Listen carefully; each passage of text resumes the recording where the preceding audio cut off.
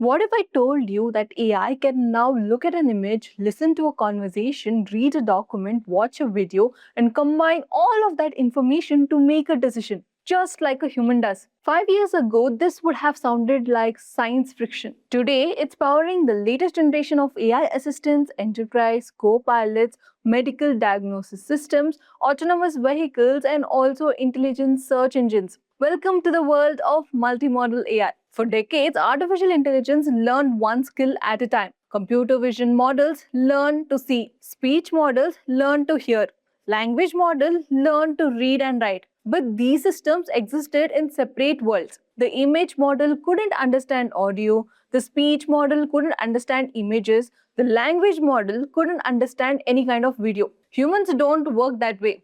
We combine what we see, hear, and read into a simple understanding of the world. Multimodal AI is the first major steps towards giving machines that same ability. Multimodal AI refers to the artificial intelligence systems that process, understand, and also reason across multiple forms of data simultaneously. These forms of data are called modalities. Some of the examples include text, messages, audio, video, and also documents. Instead of treating these independent, modern multimodal systems, learn relationship between them and combine them to create richer and more context-aware understanding. Simply put, multiple inputs, one understanding. In this lesson, we are going to take a complete journey through the world of multimodal AI. We will begin by understanding what modalities are and why multimodal AI became possible only recently. Then we'll explore some of the most important concepts in modern AI systems, which is embedding, alignment, and fusion. After that, we'll understand how transformers architecture allow different modalities to communicate with each other. We will also discuss real-world enterprise applications and how organizations are developing these technologies today. Before we get started, if you are someone who wants to move beyond simply using AI tools and actually learn how modern AI systems are designed, built, and deployed in production, this is exactly the kind of journey that can accelerate your growth. This is the IIT Patna Vishleshan iHub Foundation Professional Certificate Program in Agentic AI and Multi-Agent Systems. Throughout this program, we don't focus only on theory. You will work with technologies that are powering today's AI revolution. Large language models, retrieval augmented generation, agentic AI, multi-agent systems, workflow automation, vector databases, and also production-ready AI architectures. More importantly, you will move from understanding concepts to building real solutions through hands-on projects, guided exercises, and practical demonstrations. The goal isn't just to learn AI, the goal is to learn how to build AI products that solve real business problems. Check out the link in the description box below and in the pinned comments to get a link for this course. Whether you're a developer, data professional, product manager, architect, or simply someone looking to stay ahead in the age of AI, the skills you're learning today are becoming foundational across almost every industry. AI is no longer a future technology. It's rapidly becoming part of everyday software, workflows, and decision-making systems. And the best time to start building expertise in this space is now. Go and check out the link in the pinned comments and in the description box below. Let's start with a simple Q&A for you people to answer. Which neural network architecture became the foundation of modern large language models? Is it CNN, RNN, Transformers, or is it LSTM? Let me know your answers in the comment section below. Now let's get started. Before we dive into models, architectures, and technical concepts, I want you to imagine something very simple. Imagine you're attending a business meeting. In front of you is a presentation slide showing revenue numbers and charts. At the same time, someone is speaking and explaining why those numbers changed. Meanwhile, you might also be reading messages in a meeting chat or looking at a dashboard on your laptop. As humans, we do something remarkable without even thinking about it. We automatically combine everything else which we see, hear, or even read into one understanding of what's happening. You don't process the slide separately from the speaker's voice. You don't treat the chart and explanation as two independent pieces of information. Your brain merges them into a single story. For a very long time, artificial intelligence couldn't do this. Traditional AI systems were designed to work with only one type of data at a time. An image recognition model could identify objects in photograph. A speech recognition model could convert audio into text. A language model could answer questions based on written information. But these systems lived in separate worlds. The image model couldn't hear, the speech model couldn't see, the language model couldn't understand visual information. This is exactly the problem that multimodal AI aims to solve. Model AI refers to an AI systems that can process, understand, and reason across multiple forms of data simultaneously. These forms of data are what we call modalities. Examples include text, images, audio, video, and even some sensory data as well. Instead of treating these inputs independently, modern AI systems learns relationship between them and combine them to build a richer understanding of the world. In many ways, multimodal AI is one of the biggest steps towards making machine perceive information more like humans do. Throughout this session, we will explore how systems represent information, how they combine different modalities, how modern models like GPT 4.0 and also Gemini work internally, and how enterprises are already using these technologies in production today. So let's begin our journey by understanding the fundamental building blocks of multimodal AI. Now that we have introduced the idea of multimodal AI, let's answer the obvious question. What exactly does it mean? To understand this, let's go back to something we do every single day without even realizing it. Imagine you're crossing a busy road. You look at the traffic signal, you hear the sound of approaching vehicles, you may even hear someone saying, "Wait, the signal hasn't changed yet." Your brain doesn't process these pieces of information separately. It combines vision, sound, and context into one decision. Is it safe to cross or not? Humans are naturally multimodal. We understand the world by combining multiple senses into a single understanding. For a long time, artificial intelligence couldn't do this. Traditional AI systems were specialists. One model understood images, another model understood speech, another understood text. Each system worked in isolation, almost like in sitting in separate rooms, unable to communicate with one another. Multimodal AI changes that completely. At its core, multimodal AI refers to AI systems that process and reason across multiple forms of data at the same time. These forms of data can include text, images, audio, video, documents, and even sensory data, and even real world signals coming from cameras or even IoT devices. Instead of looking at each input independently, the model learns relationships between them and builds a richer understanding. This brings us to the first idea. This brings us to the first idea. Multiple data, one understanding. The goal isn't simply to collect more information. The goal is to create context because the context is what transforms raw information into intelligence. The second idea is deeper insights. Imagine asking an AI assistant to analyze a business meeting.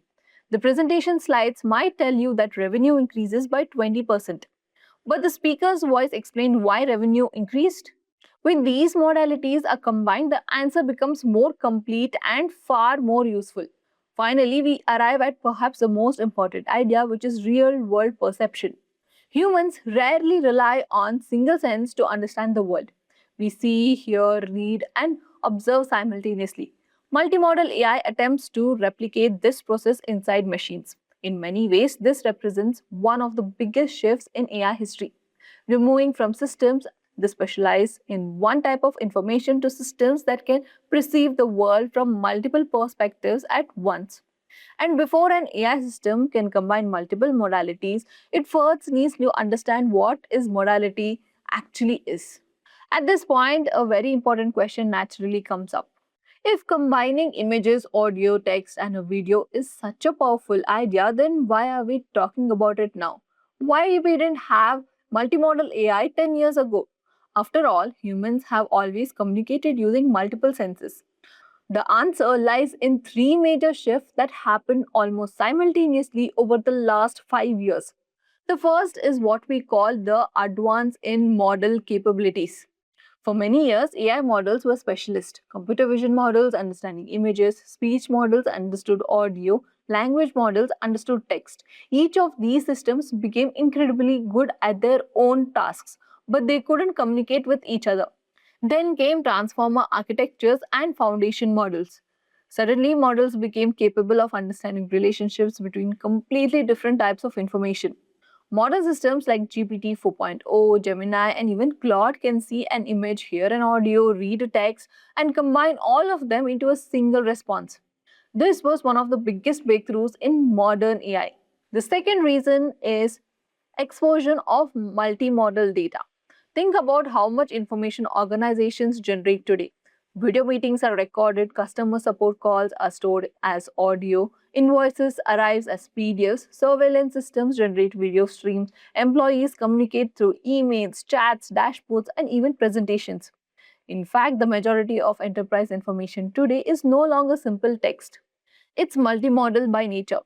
And if the data itself is multimodal, the AI systems working with the data must become multimodal as well. The third reason is perhaps the most important from a business perspective: growing enterprise demand. Organizations no longer want isolated AI tools. Businesses don't want one system for documents, another for images, and another for voice recordings. They want integrated workflows. Imagine a meeting assistant that can read slides, listen to the conversation, understand the chat messages, and generate meeting summaries automatically. Imagine a healthcare system that combines medical scans, patient records, and doctor's notes into assisted diagnosis. These are no longer research projects. These are real products being developed today. And that's why multimodal AI isn't simply another trend in artificial intelligence. It's a direct response of how humans communicate, how organizations generate data, and how business operate in the real world. In many ways, the rise of multimodal AI was inevitable. The world of multimodal. So naturally, our AI systems must become multimodal too. Now that we understood why multimodal AI emerged, when now let's look at how it differs from the traditional unimodal systems that came before it. Let's take a step back and appreciate just how big of a shift this really is. To understand multimodal AI, we first need to understand the world it is replacing. For many years, AI systems were what we called unimodal systems. The world itself is quite simple. Uni means one, model refers to modality or type of data. So a unimodal AI system is simply a system that understands only one type of information. Imagine a chatbot for 10 years ago. You type text, it replied with text. That was it. Similarly, an image classification model could look at the picture and tell you whether it contained a cat or a dog. But if you ask the same model to listen to audio or understand a document, it simply couldn't do it. Each AI model was like specialist working inside its own department. The language model only spoke the language of text, the visual model only understood images, the speech model only understood sound. They were experts, but they worked in isolation. Now compare that with how humans operate. Imagine you're attending a meeting. You look at the slides. You listen to the presenter. You read messages in the chat window. You observe body language and facial expressions. You combine all of this information automatically to understand what is happening. Humans are naturally multimodal systems. Modern AI systems are finally beginning to work with the same way. A multimodal can accept an image as a question at the same time. It can watch a video while listening to audio. It can analyze a document while referencing charts and tables inside that document. This leads to richer context and better understanding. And context is often the difference between a correct answer and one incomplete one. Take a business meeting, for example. However, this additional capability introduces new challenges. The model now has to decide how different modalities relate to one another. How does a model know what the chart is an image and the explanation in an audio recording refer to the same business event? Solving that problem requires concepts like embeddings, alignment, and also fusion, which we will shortly discuss. But the key takeaway from this slide is simple. Unimodal AI understands one perspective, multimodal AI understands a bigger picture. Now let's meet the building blocks that make multimodal AI possible, which is the modalities themselves. To understand this, imagine for a moment they were trying to build an AI assistant that behaves more like a human. What abilities would the assistant need? The first and perhaps most obvious ability is the ability to read and understand text. Everyday organizations generate enormous amounts of textual information: emails, reports, contracts, support tickets, chat messages, documentation, and meeting notes, all an example of text data. For decades, text has been the dominant form of information in AI systems. Large language models like GPT, Claude, and Gemini are fundamentally built on this model. They process words as tokens, learn relationships between those tokens, and generate meaningful responses. You can think of text as a language through which humans communicate knowledge. But humans don't rely only on words, we also rely heavily on vision. This brings us to the second modality, which is images. Images contain an incredibly amount of information. A single photograph can communicate more context than several paragraphs of text. Image allows AI systems to recognize objects, understand scenes, interpret diagrams, analyze documents, and even identify patterns hidden inside medical scans or even satellite imagery. In many ways, images provide the model with an eyes. And then we move into the third modality shown in this slide, which is audio and video. Audio introduces an entirely new dimension. Speech carries information that text often loses. Tone, pauses, emphasizes, confidence, and emotion all exist within the audio signals. Video takes this one step further by combining images and audio over the time. Unlike a single image, video introduces motion, sequences, actions, and interactions. A video model isn't simply understanding what exists in a scene, it's understanding what is happening in the scene. Together, these modalities begin to pre-assemble human perception. Text allows AI to read, images allow AI to see, audio allows AI to hear, and video allows AI to observe events unfolding over time. And modern multimodal systems don't treat these inputs independently. They combine them into an undefined understanding of the world. But this creates an interesting challenge. A computer understands numbers. An image made of pixels, audio is a wave, text is sequence of words.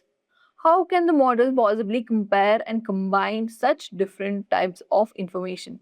The answer lies in one of the most important concepts in modern AI, which is embeddings.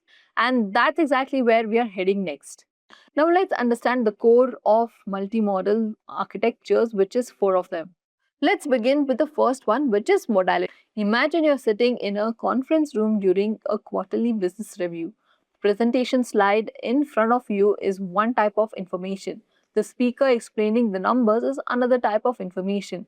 The meeting recording is another. The report sent forward afterwards is another. And each of these is different way of representing the information. In AI, we call each of these forms of information as a modality. Text, images, audio, video are all modalities. A modality is a simple type of form of data. Once we have multiple modalities, a new challenge appears. How does AI systems know that the sales chart on the slide and the speaker talking about revenue growth are referring to the same business event? This brings us to the second term, which is alignment. Alignment is a process of helping the model understand relationship between different modalities. If an image contains a dog and an accompanying text says golden retriever, the model needs to learn that both pieces of information refers to the same concept. Alignment teaches the model that these different inputs belong together. Once modalities are aligned, we move to the third concept, which is process. This refers to the workflow or sequence of operation that is useful for understanding. For example, an image becomes an image embedding, audio becomes audio embeddings, text becomes text embeddings. Those representations are then processed by transformers to generate predictions or even answers. The process is essentially the journey that data takes through the model. Finally, we arrive at perhaps the most important concept of all, which is fusion. Fusion is where multiple modalities are combined into one understanding. Think about how humans attend meetings. You only repeat. You don't only listen, you also look at the slides. You combine what you hear and what you see in the interpretation. Fusion allows AI systems to do exactly the same thing. And if you remember only one thing from this slide, remember this. A modality is type of information. Alignment helps models connect modalities. Process transformers, repeat. Processing transforms data into understanding. Fusion combines those understanding into intelligence.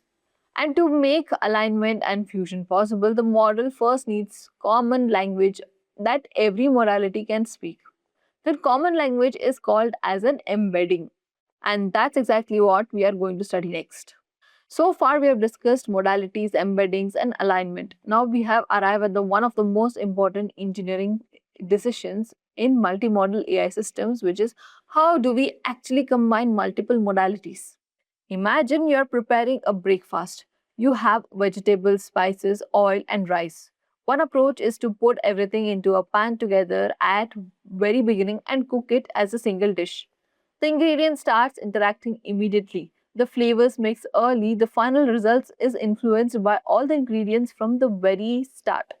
This is essentially what early fusion does to multimodal AI. Early fusion combines the information from all modalities before significant processing begins. Instead of allowing each modality to process information independently, the model merges the raw inputs to their representation and into a shared representation as quickly as possible. Think about how our business meeting example. We have a presentation slide, we have an audio from a speaker, we have the chat messages from the participations. In an early fusion architecture, all these signals are brought together at the beginning of the pipeline. The model learns from relationships between them from first stage of processing. This is why early fusion is particularly repeat. This is why early fusion is particularly good at discovering interactions that might otherwise be missed. For example, suppose speaker says, this product line experienced exceptional growth. At the exact same moment, the slide highlights a bar chart showing a 35% increase in product adoption. Because the model sees both signal and together early in a processing, it can more easily learn that the spoken explanation and the visual chart refers to the same business event. This is one of the biggest strengths of early fusion. It captures relationships early. However, like every engineering decision, it comes with trade offs. Early fusion works best when inputs are synchronized and structured. If your audio, image, and text all refers to the same event and arrive at a roughly at the same time, early fusion performs extremely well. But if your input are very different size, timing, or even format, combining them too early can reduce noise and confusion.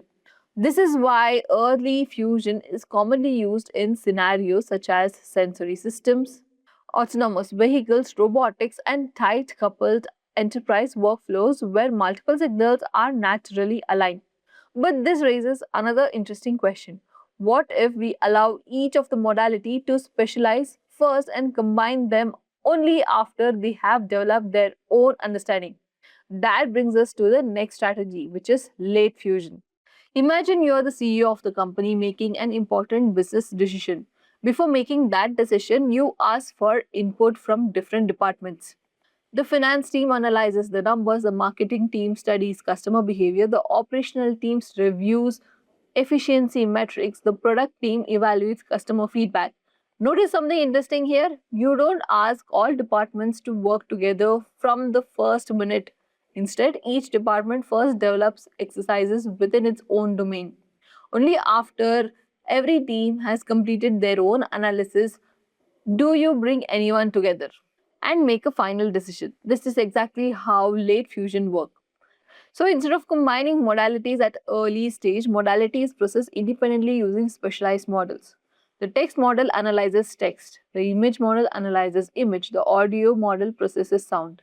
Each model produces its own predictions or understanding. Only at the final stage are these output combined by generating few final answers. This approach offers several important advantages.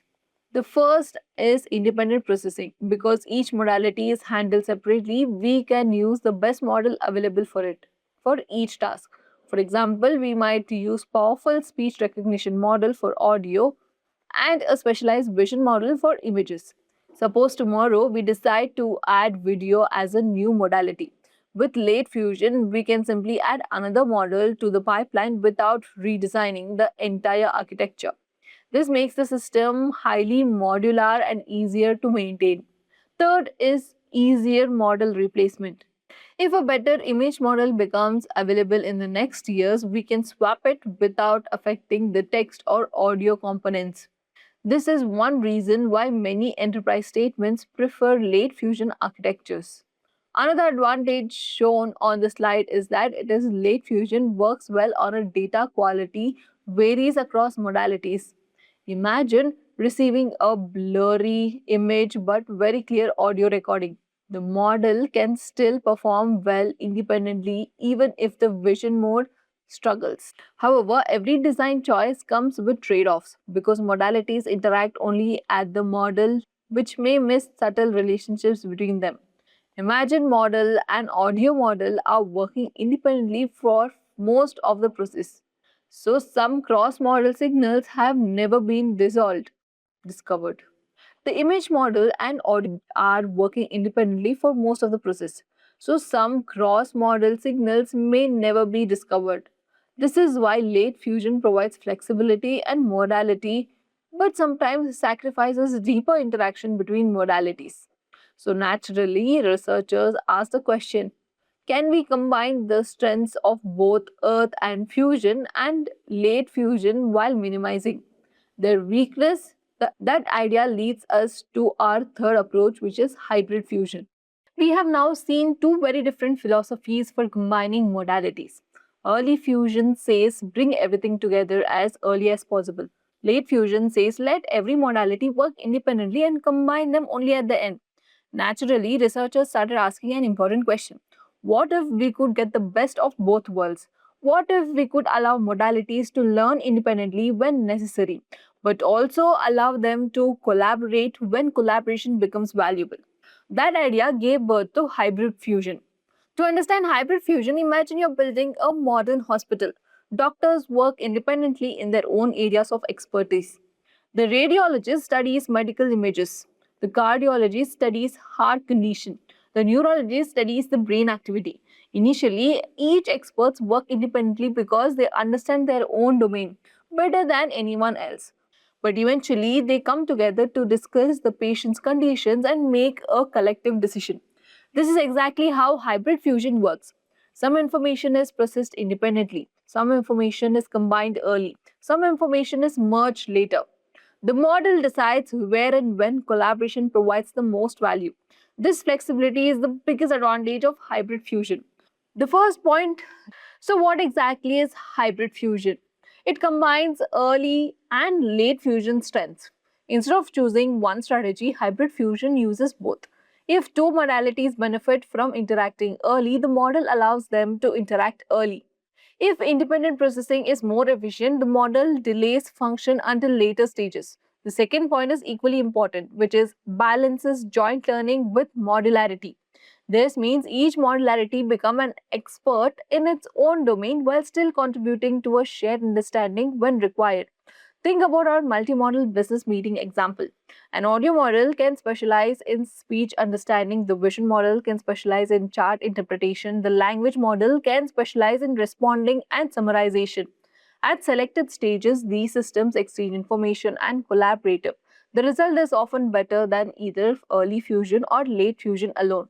The final point on the other slide highlights perhaps the biggest reason of hybrid fusion dominates modern multimodal system: optimization performance.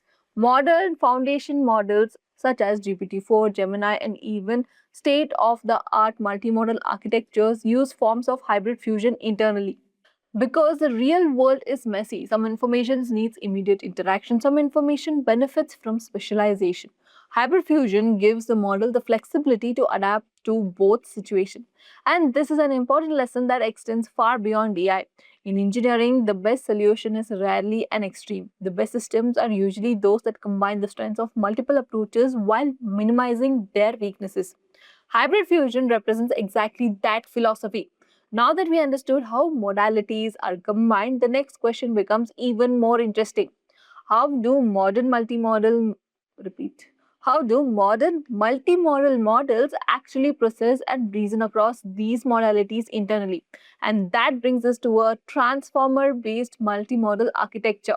Up until now, we have been discussing about modalities, embeddings, alignment, and also fusion strategies. But this naturally leads to the biggest question in the room. How do modern AI systems like GPT, Gemini, and even Claude actually manage to understand text, images, audio, and video together? What is happening behind the scenes? To answer that, we need to talk about transformers. Now, if you have worked with large language models before, you have probably heard that phrase, which is transformers changed AI. And honestly, that statement isn't an exaggeration. Transformers completely transformed the way machines process information, but traditional transformers were designed for text. They processed words one after the other and learned relationship between those words using something called as attention. Multimodal AI takes this idea a step further. Instead of asking how does the world customer relate to the word growth, the model now asks how does this chart relate to the speaker's explanation, how does this image relate to the question being asked, or even how does the video frame connect to the surrounding audio. This ability is powered by the concept called as cross attention mechanism. Now, cross attention allows different modalities to communicate with one another. The text can look at the image can reference the audio can influence how the model interprets the text. Instead of existing in separate worlds, the modalities interact continuously through the reasoning process. This is one of the biggest breakthroughs in modern multimodal AI. The second idea on the slide is equally important, which is multimodal tokens. Remember how language models convert words into tokens? Multimodals extends this idea. Image becomes visual tokens, audio becomes audio tokens, videos becomes temporal tokens. Eventually, everything is converted into a common language that the transformer can process. From the model's perspective, everything becomes a sequence of representations that can be compared, related, and reasoned about. This common representation is what making true multimodal reasoning possible. The third concept is multimodal pre-training. Modern models are trained on enormous datasets containing images, videos, audio clips, documents, and text from across the internet. During training, the model learns that big picture of a dog, that spoken word dog, and the written word dog all represents the same concepts. Over time, it builds aligned representations across the modalities. This is why you can upload an image to GPT 4.0 and ask questions about it in a plain English. The model has already learned how those modalities relate. And when you combine cross attention, multimodal tokens, and large scale pre-training, you get something remarkable. An AI systems that can see, hear, read, and reason across all of them simultaneously. And now that we have understood how these models think internally, let's see how this intelligence flows through a real world multimodal pipeline. Now let's answer an important practical question. How does all of this come together inside the real world system? Because in production, multimodal AI isn't just a model, it's a pipeline. To understand this, imagine you're building an AI assistant for the company meeting. Employees upload presentation slides, someone shares a recording of the discussion. There may be screenshots, PDFs, reports, and even videos from sessions. How does the system turn all of that raw information into a useful answer? The journey begins with the first stage shown, which is ingest. This is where information enters the systems images, audios, files, videos, documents, and even text that are collected from different sources. Think of this like an opening the front door and allowing information into AI systems. But raw data alone isn't useful. The next stage is capture. At this stage, the system identifies and separates the different modalities. Images are recognized as visual inputs, audio is identified as speech or sound, documents are prepared for the text extraction. This stage is essentially organizing the information before processing begins. Once captured, the system moves into the third stage, which is store. This is where embeddings become important again. Remember, models don't store raw images or audio internally. They convert everything into numerical representations called embeddings. Those embeddings are then stored inside vector database. You can think of it like as in creating a searchable memory for an AI system. The fourth stage is retrieve. Suppose a user asks what caused revenue growth during the quarter. Instead of searching every document and every recording manually, the system searches the vector database and retrieves only the most relevant information. This is dramatically faster and more efficient. The fifth stage is analyze. Now the model finally begins reasoning. It captures retrieval information. It identifies relationships across modalities. It combines charts, transcripts, reports, and also user questions into one understanding. This is where multimodal intelligence truly comes alive. Finally, we arrive at the last stage, which is answering. The model generates a grounded response based on the information it retrieved and analyzed. Notice the important word on the slide, which is grounded. And this entire pipeline, which is ingest, capture, store, retrieve, analyze, and answer, is exactly the architecture behind modern enterprise AI systems, meeting assistants, document intelligence platforms, and also multi-modal RAG applications. Now let's zoom in the future and look at the three core technologies that make more multimodal applications possible. To understand this, let's return to our business meeting example. Imagine you have finished attending an important quarterly review meeting. At the end of the meeting, you have three different types of information available. You have presentation slides, you have meeting recording, and you have images, charts, and screenshots shared during the discussion. If you want an AI systems to understand this meeting, the first challenge is obvious. Machines don't naturally understand images or speech the way humans do. They first need to convert those modalities into something they can work with. The first technology that helps us do this is the OCR, optical character recognition. Imagine you upload the screenshot of a dashboard or scanned invoice. To us, reading the text inside that image feels effortless. But for computer, that text is simply collection of pixels. OCR acts like the eyes of the system. It scans images, documents, and PDF and extracts the visible text. A chart title becomes text, a revenue figure becomes text, a customer name becomes text. Suddenly, information trapped inside images becomes searchable and machine readable. This is why OCR powers technologies such as invoice processing, document digitalization, passport verification, and receipt analysis. The second technology is ASR, or automatic speech recognition. Now imagine we upload a meeting recording. Again, humans hear spoken words naturally. Computers hear waveforms. ASR acts as the ears of the system. It converts speech into text by identifying words, sentences, pauses, and linguistic patterns. This is the technology behind voice assistants, call center analytics, meeting transcripts, and even tools like Whisper. But OCR and ASR are answers to one question: what was said? They don't answer what does it mean. This is where the third component enters the picture: the Vision Language Model, or VLM. VLM doesn't simply read text inside an image, it understands the image itself. It can identify trends in a chart, it can explain relationships between objects, it can describe scenes and reasons about visual information. If OCR reads the labels on a graph, the VLM understands the story that graph is telling. Together, these three technologies form the foundation of modern multimodal applications, which OCR allows the model to read, ASR allows the model to hear, and VLM allows the model to understand what it sees. And once all of that information has been converted into a common representation, the model can combine it, reason it over, and answer questions using all modalities together. And that naturally leads us to one of the most powerful application of this pipeline, which is multimodal RAG augmented generation, or multimodal RAG. If there is any one architecture that organizations are investing heavily in today, it's this one, which is RAG. To understand why, let's imagine a simple situation. Suppose you ask ChatGPT, what was our company's revenue growth in Q1 2024? If the information exists in the model's training data, it might answer correctly. But what if the information exists only inside your organization? Maybe the answer is hidden inside a PDF report, a presentation slide, an audio recording from a meeting, an image of a dashboard, or a video presentation. The model couldn't possibly memorize every company's internal data. And this is where traditional language models begin to struggle.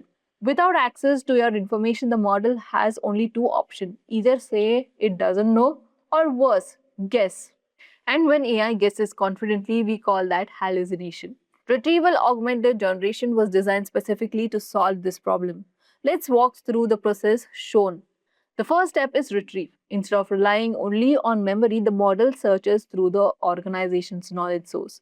This could include documents, images, PDFs, audio recordings, emails, or even databases. The goal is to find the information that is actually relevant to the question being asked. The second step is use embeddings for search. Every document, image, audio transcript, or report is converted into numerical representation and stored inside a vector database. When a user asks a question, the question itself becomes an embedding. The system then searches for embeddings that are most similar to the question. This is called vector similarity search. Instead of searching for exact words, the model searches for meaning. And this is what makes modern retrieval systems so powerful. Finally, we reach the third step, which is to generate. Once the relevant information has been retrieved, the language model uses information to generate an answer.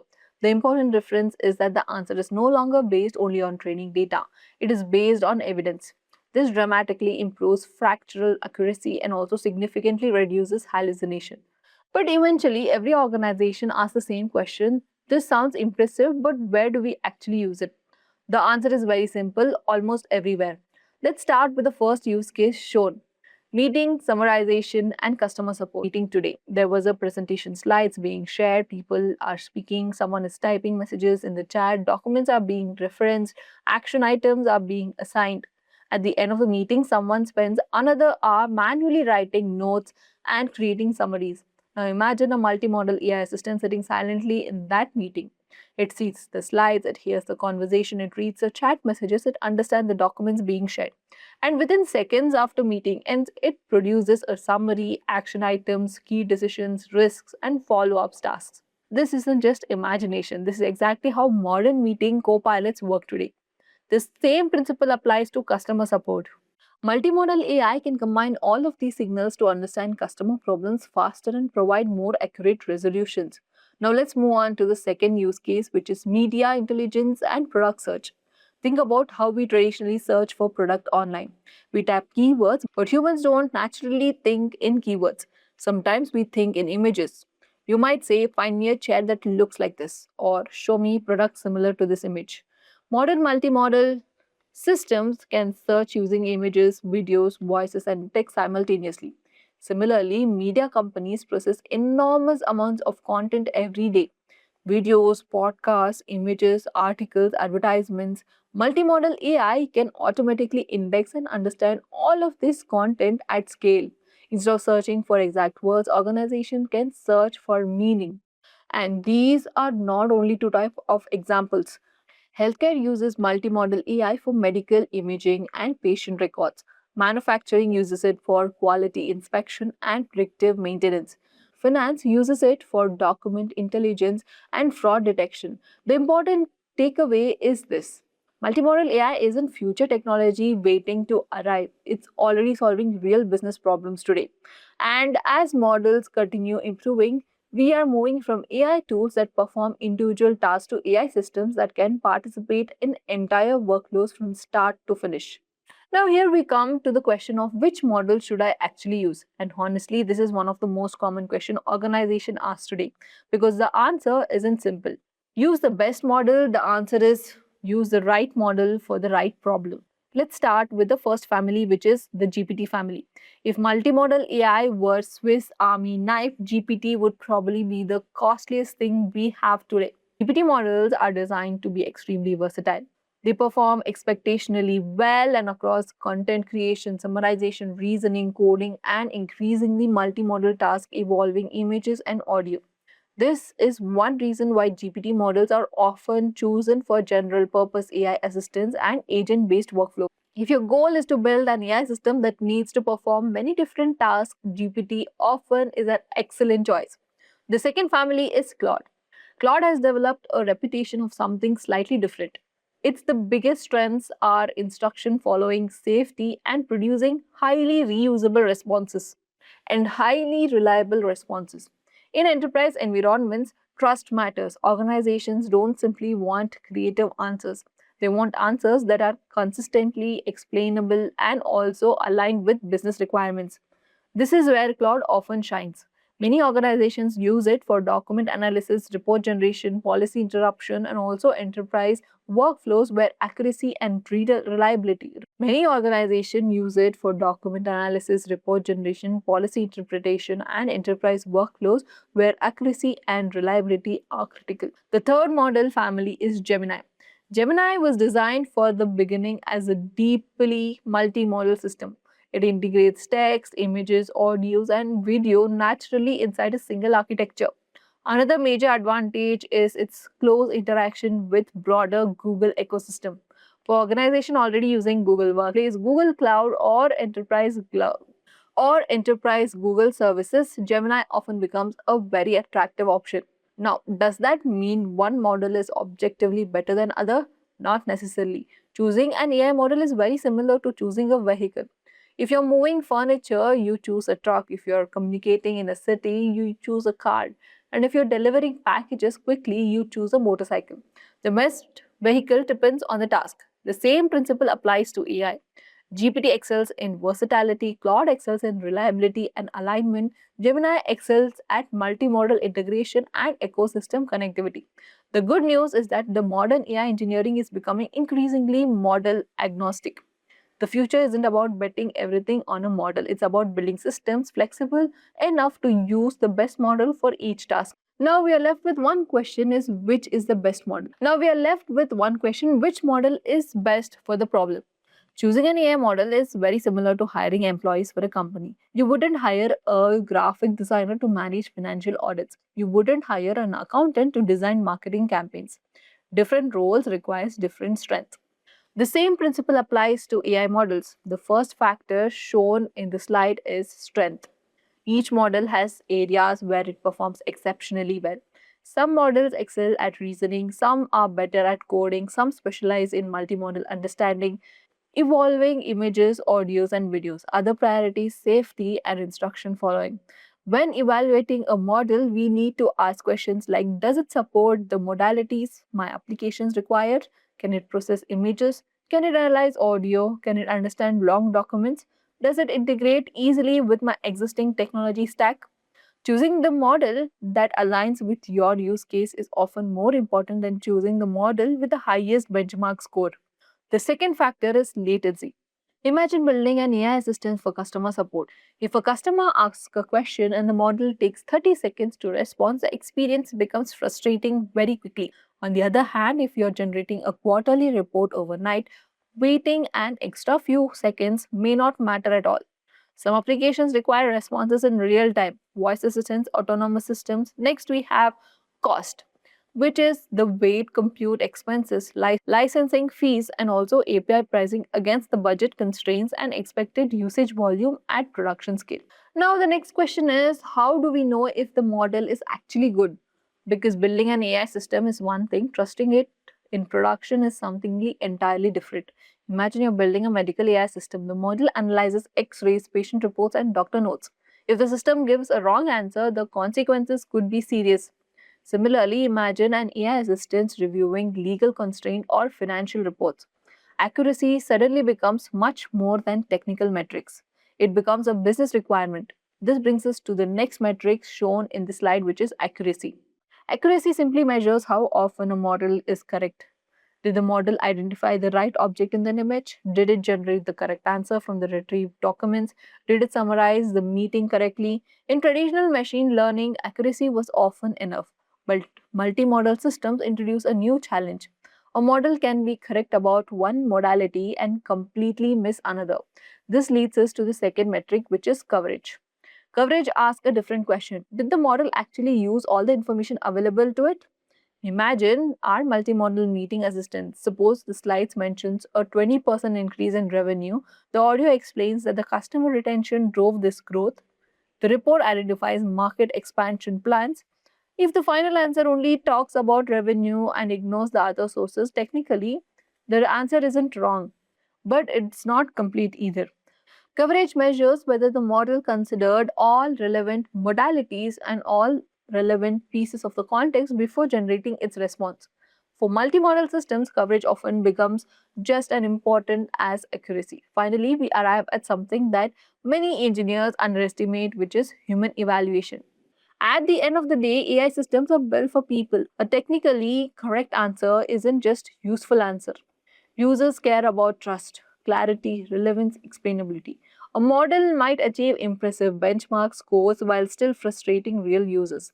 This is why many organizations conduct usability studies, collect user feedback, and also evaluate perceived fulfillment alongside technical metrics. Because ultimately, the success of an AI system isn't determined only by numbers, it's determined by whether people trust it enough to use it. And this perhaps is one of the most important lessons in modern AI. Building intelligence is different, building trustworthy intelligence is even harder. And before we can deploy these systems confidently, we must also understand where they can fail. Because every technology has limitation and multimodal AI is no longer an exception. Now let's discuss some limitation and risk about multimodal systems. At this point, it's very easy to walk away thinking this technology can do everything. And honestly, that's exactly the point where engineers become dangerous because every technology, no matter how powerful, has limitations. And understanding those limitations is what separates a good AI engineer from a great one. Now, the first limitation or a risk is the structured evaluation approach. We need to evaluate multiple dimensions. Was the answer accurate? Was it grounded in the provided data? Did it use all relevant modalities? Did it ignore important context? A multi-model system may understand the slide perfectly but completely misunderstand the audio, or it may retrieve the correct document but generate the wrong conclusion. Without evaluation, we simply don't know. The second lesson is equally important, which is the model choice and alignment. With the use case matters. There is no universal best model. The model that performs exceptionally well in document summarization may perform poorly in real time video understanding. A model optimized for low latency may sacrifice reasoning quality. The right model depends on the problem you're trying to solve. This is why successful AI projects begin with use cases and work backwards towards the technology, not the other way around. Another important challenge is scalability. A prototype that works with 10 files may fail when processing 10 million files. Similarly, a model that works well in controlled environment may struggle with noisy real-world data. Images can be blurry, audio recordings can contain background noises, documents can be incomplete. Real world data is messy. Multimodal systems inherited all of that complexity. The final lesson is perhaps the most important one, which is multimodal AI is not a magic solution. It's a tool, a very powerful tool. But like every tool, its effectiveness depends on how thoroughly we design, evaluate, deploy, and improve it over the time. The organizations that succeed with multimodal AI won't necessarily be ones using the biggest models. They'll be the ones building systems that are accurate, reliable, scalable, and aligned with real business problems. And with that, we have reached the end of this multimodal AI journey. So, after this course, what do you do next? Because understanding a technology is one thing, building with it is another. And this slide is really about bridging the gap. Let's begin the first recommendation, which is sample repositories. One of the fastest way to learn modern AI engineering is by reading and experimenting with real projects. Think about how developers learn web development. They don't start by building Google. They clone projects, they modify them, they break them, they fix them. Multimodal AI is no different. Explore open sources, multimodal projects, study how they process images, observe how they handle embeddings, understand how retrieve pipelines work. The goal isn't to memorize code. The goal is to understand patterns because once you understand patterns, building your own system becomes much easier. The second is recommendation is perhaps the most important technical skill for the next generation of AI engineers, which is vector databases. Throughout this session, we have already repeatedly discussed about embeddings, but embeddings need somewhere to live. That's where vector database comes in. Platforms such as Pinecone and Chroma allows us to store, search, and retrieve embeddings efficiently. If traditional databases organize information using rows and columns, vector databases organize information using meaning and similarity. And as AI systems become increasingly retrieval driven, understanding vector databases will become just as important as understanding SQL database become from traditional software engineering. The third recommendation is simply practice with APIs and tools. The reality is that the most organizations are not training foundation models from scratch. They're building applications on top of existing models, learning how to call APIs, learning how to work with embeddings, experimenting with image understanding, trying to speech recognition, build small prototypes because experience is the fastest teacher. And perhaps the most important takeaways of this entire course is this. You don't need to build billions of parameters or massive GU clusters to build useful AI application. The future belongs to engineers who know how to combine models, retrieval systems, and workflows into a solution that solve real problems. Multimodal AI is still in its early days, which means something exciting. Many of the best practices, tools, and applications haven't even been invented yet. Until now, we have discussed multimodal AI theoretically. Let's start with the simplest multimodal setup: image plus text. As humans, we look at an image and immediately understand what it represents. We can recognize objects, identify trends, understand charts, and draw conclusions. The question is, can AI do the same thing? Today, we are going to test exactly that.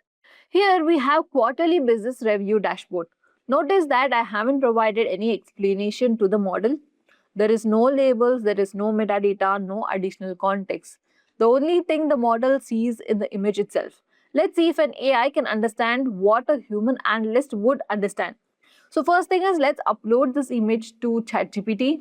So click on add photos file and attach your report photo. Now let's give a prompt to analyze the report. So analyze this quarterly business review image, and what are the things that we want it to analyze. The first thing is to identify key metrics. So identify key metrics, shift enter. Second one will be which metrics improve the most. So which metrics improved the most? What else would a analyst usually want from a report? Next, we can ask it to summarize the business performance. So let's say summarize the business performance in 3 bullet points. So let's give this. So it is analyzing the image. It has actually created a report for the first thing. For key metrics, we have metrics as revenue, customer base, product adoption, gross profit margin, and operation expertise. Now here it's the Q1 2024 and Q1 2023. They have compared it. Revenue increased steadily from $20.7 billion to $24.8 million 2024. That's nice. Metrics that improve the most is product adoption, which is 35%, and here are the improvements included. Then we have business performance summary, which I asked to generate in 3 points. Strong financial growth, which is revenue reached, and higher customer and product engagement. And then we have improved operational efficiency as well. Interesting. The model identified revenue growth. It identified customer growth. It identified product adoption. It identified profit margins as well. More importantly, it concluded that the product adoption was the strongest performing metrics. Notice something important here. The model wasn't reading a spreadsheet. It was given structured image. It was given a database table. It understood the information directly from pixels. So how does this work internally? The image first enters a vision encoder. The encoder converts that image into numerical representation called embeddings. These embeddings capture objects, text, charts, relationships, and spatial information. Those embeddings are then passed into a transformer. When I ask the question, the transformer connects to the text query with the image embeddings and generates an answer. So it's basically image, vision encoder, image embeddings, transformers, and then the answer. Now let's ask it a harder question. Let's say, based on that image, what recommendation would you make to company leadership? Now let's see if we can get the answer for this. So it has given us in few points based on Q1 2024 business review. I would recommend the following action to company leadership.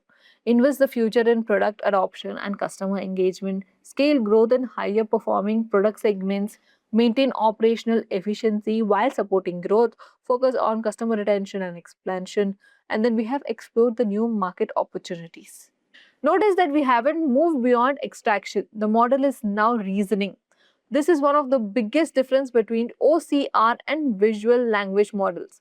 OCR reads text. Visual models understand the meaning of it. This exact technology powers medical image analysis, manufacturing defect detection, autonomous vehicles, retail shelf monitoring, finance dashboard analysis, and document intelligence system. The key takeaway is simple traditional computer vision answered. What objectives are present is modern multimodal AI. What does this image mean? That shift from perception to reasoning is what makes multimodal AI so powerful. Now we have seen how AI can see. Now let's see if AI can hear speech, which is one of the richest forms of information humans use. Now, speech contains facts, emotion, context, intent, and emphasizes. Can AI extract those insights from the audio alone? Let's check it out. Now, firstly, let's play the audio that I have. It's from a meeting that was explaining the project of the image that was shown before. So, carefully listen to the audio.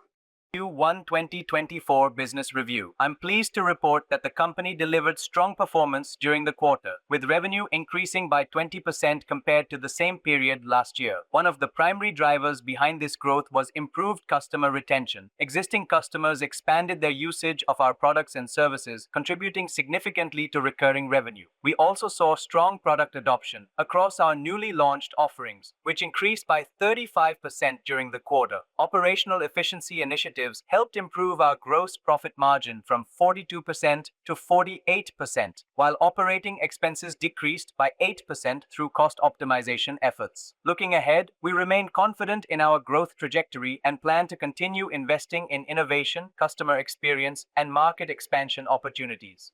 Now, this is the audio file that I have. Now, what did you understand from the audio? Yes, it is that. It is basically explaining why the numbers are like that. The explanation part is present in the audio. What information do we still not know?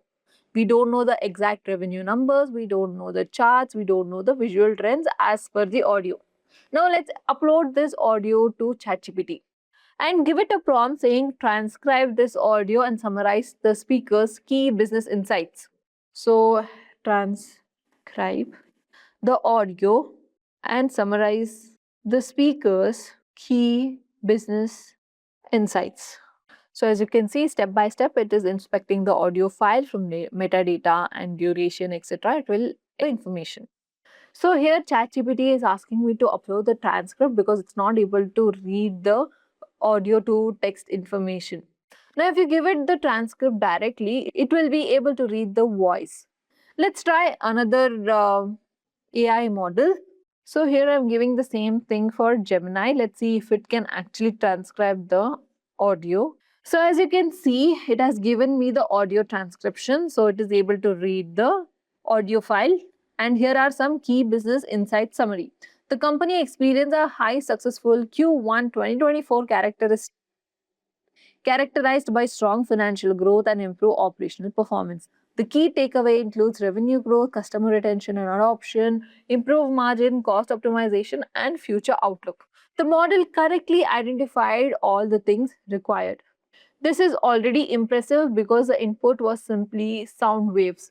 So what happens internally? The audio waveforms enters an audio encoder. The encoder converts sound into embeddings. The model identifies words, sentence, and cinematic meaning. Those embeddings are then transformed into text representations that language model can reason over. Now here it is audio encoder, audio embeddings, transcript, and then an LLM model, and then an answer. Now, if you want to ask any additional questions, you can ask where were the main drives of growth? Was the overall sentiment positive or negative? What strategic priorities can be inferred? Read the responses. Notice that the model isn't simply transcribing, it is interpreting. This exact technology powers meeting assistance, customer support analytics, call center intelligence, medical transcriptions, voice assistance, and interview analysis system. The key takeaway in this speech recognition converts sound into words. Audio understanding converts sound onto knowledge. That distinction is what separates traditional ASR from modern. That distinction is what separates traditional AR from modern multimodal AI. Now let's see if we can merge an image, audio, and a text. So here I'm uploading again both image and the audio. So far we have seen that AI can understand images. We also seen that AI now understands audio. Now comes to the important questions. What happens when information is distributed across multiple sources? Because that's how information exists in real world. In a business meeting, we don't only look at slides. We don't only look at speaker. We combine both. Today we are going to test whether AI can do the same thing. Let's start by looking at the same image that we have previously seen. The slide shows several business metrics, which is revenue growth, customer growth, product adoption, profit margin. Let's ask a model the question, say prompt, based on this slide, explain which revenue increased during the quarter. We have already done that in ChatGPT, so we'll get similar question like that also. Again, with audio also, you can upload it and ask different kinds of questions if it is able to answer. So now we have a problem. The image contains part of the answer, audio contains another part of the answer. Neither the modality contains the complete story. This is exactly the type of problem multimodal AI was designed to solve. Now let's upload both image and audio and use this prompt using both the image and the audio, and we have a couple of things, right? So let's divide it. First one is explain the company's quarterly performance. Second one is to identify the major growth drivers. Third one, what I'm trying to give is summarize the overall business health. And let's give it a go. Now keep in mind these answers are a mixture of the image and the audio. And here you go, you have got the answers for all your questions. The first one being quarterly performance breakdown, we have the revenue growth of total 24.8 million, which is 20% increase in 2023. And then we have $20.7 million in Q1 2023. Profitable improvements is gross profit margin improved significantly from 42 to 48% up to 6%. And then we have expense reduction. Operating expenses dropped by 9.4 million, which is like 8% increase compared to last time period. Now here are the major growth drivers. We have customer retention and expansion, product adoption, and revenue mix by product line. And then we have a summary of overall business health. Novatech Solution is an excellent financial and operational health. The business is simultaneously growing its top line revenue, which is 20%, while optimizing its bottom indicators that are like their cost optimization and process improvements initiatives are working efficiently. This is absolutely a mixture of the image and the audio, because nowhere in the audio it was mentioned about Novatech Solutions, and in audio 20% increase is mentioned. So absolutely this model has read both the image and the audio and tried to compare. The response could repeat. Cut that response. This answer was impossible using either modality individually. So how does this work again internally? The image becomes image embeddings, the audio become audio embeddings, the text question becomes text embeddings. The model then aligns all these representations inside a shared embedding space. Once alignment happens, the transformer reasons across modalities. So it is image embeddings, shared embedding space, audio embeddings, and then the process is called multi-modal fusion. And this is the core technology behind modern AI assistants. This exact architecture powers meeting co-pilots, earning calls, analyst, medical diagnosis systems, surveillance analyst, customer support, intelligence, and video understanding systems. The image answered what happened, the audio answered why it happened. Only after combining them could the AI understand the complete story. And that is the essence of multimodal AI. Combining multiple sources of information to produce better understanding and reasoning. Now, let's add one more PDF to this. So, it will be image, audio, and PDF. We'll now see how multimodal understands, but there's a slight major challenge. What if the model needs information that wasn't present during training? This leads us to one of the most important concepts in modern AI, which is retrieval augmented generation, or RAG. Imagine you're asking an AI assistant questions about your company. Your company data exists in PDF reports, meeting records, presentation slides, emails, documents, and dashboards. A traditional language model cannot memorize all of this information. Instead, it needs to retrieve relevant information before answering. Now here as inputs, I'm going to give the image, audio, and a meeting report. So here the AI assistant has access to all three sources of information: visual information from the image, spoken information from the meeting recording, and structured information from the report. So here I am uploading all three files, and let's say give it a prompt saying using all uploads materials, summarize the meeting, identify major growth drivers, and highlight opportunities for the next quarter. And also let me ask highlight business risks, mention which shows contributed to each conclusion. So we know exactly where did all this information come from. So let's start giving the prompt. So for this, it is using all up materials. I need the below things. The first one is I need to summarize this meeting, and the next we have identify major growth drivers. So let me put it there. Identify major drivers. And the next one is highlight opportunities for the next quarter.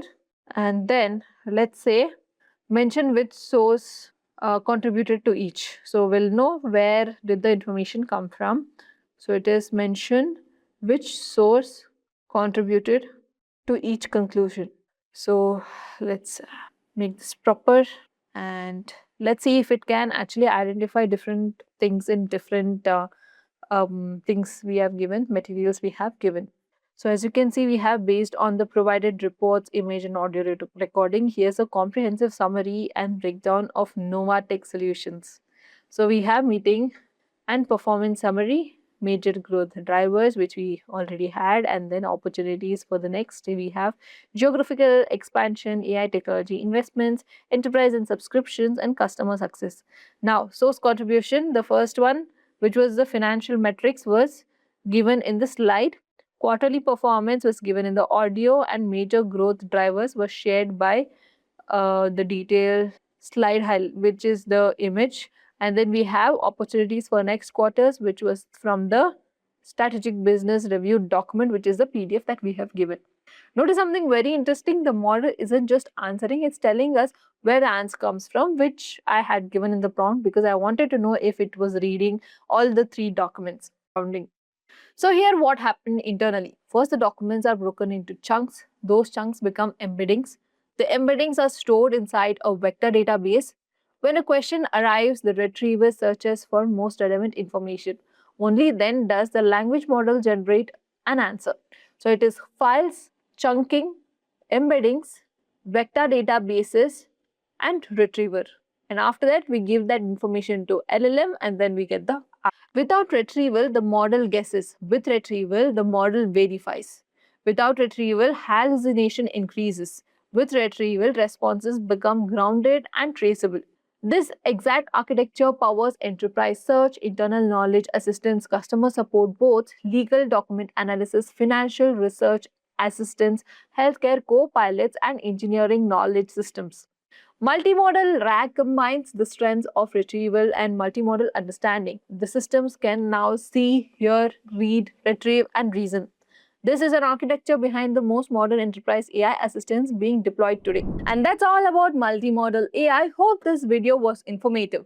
Let me know in the comment section below what videos you want to see next. If you have any doubts or queries, let us know in the comment section below and a team of experts will be happy to help you as soon as possible.